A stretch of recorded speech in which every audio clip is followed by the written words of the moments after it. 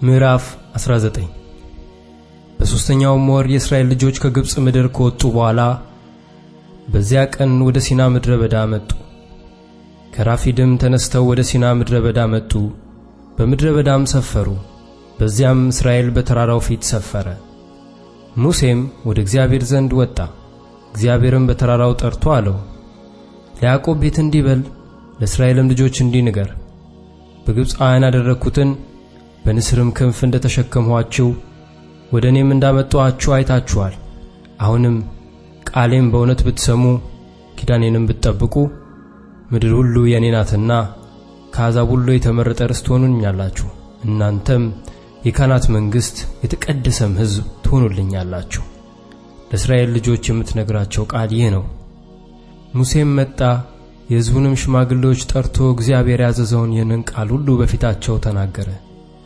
ሕዝቡ ሁሉ አንድ አፍ ሆነው እግዚአብሔር ያለውን ሁሉ እናደርጋለን ብለው መለሱ። ሙሴም የሕዝቡን ቃል ወደ እግዚአብሔር አደረሰ። እግዚአብሔርም ሙሴን ካንተ ጋር ስነጋገር ሕዝቡ እንዲሰሙ ደግሞም ለዘላለም እንዲያምኑብህ እነሆ በከባድ ደመና እመጣለሁ አለው። ሙሴም የሕዝቡን ቃል ለእግዚአብሔር ነገረ። እግዚአብሔርም ሙሴን አለው፣ ወደ ሕዝቡ ሂድ፣ ዛሬና ነገም ቀድሳቸው፣ ልብሳቸውንም ይጠቡ። በሦስተኛው ቀን ሕዝቡ ሁሉ ሲያዩ እግዚአብሔር በሲና ተራራ ላይ ይወርዳልና ለሦስተኛው ቀን ይዘጋጁ። ወሰንም ለሕዝቡ በዙሪያው አድርግላቸው። ወደ ተራራው እንዳትወጡ ጫፉንም እንዳትነኩ ተጠንቀቁ። ተራራውንም የነካ ፈጽሞ ይሞታል፣ የማንም እጅ አይንካ። ነገር ግን የሚነካ ሁሉ ይወገራል ወይም በፍላጻ ይወጋል። እንስሳ ወይም ሰው ቢሆን አይድንም በላቸው። ሳያቋርጥ የመለከት ድምፅ ሲነፋ በዚያን ጊዜ ወደ ተራራው ይውጡ። ሙሴም ከተራራው ወደ ሕዝቡ ወረደ፣ ሕዝቡንም ቀደሰ፣ ልብሳቸውንም አጠቡ። ሕዝቡንም ለሦስተኛው ቀን ተዘጋጁ፣ ወደ ሴቶቻቸው አትቅረቡ አለ።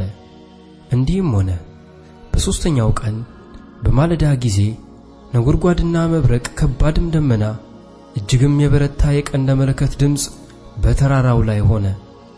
በሰፈሩም የነበሩት ሕዝብ ሁሉ ተንቀጠቀጡ። ሙሴም ሕዝቡን ከእግዚአብሔር ጋር ለማገናኘት ከሰፈር አወጣቸው። ከተራራውም ግርጌ ቆሙ።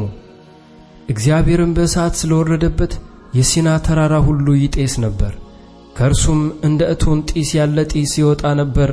ተራራውም ሁሉ እጅግ ይናወጥ ነበር። የቀንደ መለከቱም ድምፅ እጅግ በበረታና በጸና ጊዜ ሙሴ ተናገረ፣ እግዚአብሔርም በድምፅ መለሰለት። እግዚአብሔርም በሲና ተራራ ላይ ወደ ተራራው ራስ ወረደ። እግዚአብሔርም ሙሴን ወደ ተራራው ራስ ጠራው። ሙሴም ወጣ። እግዚአብሔርም ሙሴን ውረድ፣ እግዚአብሔርን ለማየት ዳርቻውን እንዳያልፉ ከእነርሱ ብዙ እንዳይጠፉ ለሕዝቡ አስጠንቅቃቸው።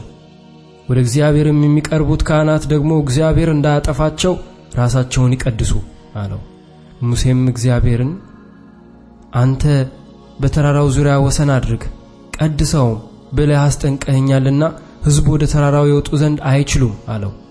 እግዚአብሔርም ሂድ ውረድ፣ አንተ አሮንም ካንተ ጋር ትወጣላችሁ፣ ካህናቱና ሕዝቡ ግን እግዚአብሔር እንዳያጠፋቸው ወደ እግዚአብሔር ይወጡ ዘንድ አይተላለፉ አለው። ሙሴም ወደ ሕዝቡ ወረደ፣ ይህንንም ነገራቸው።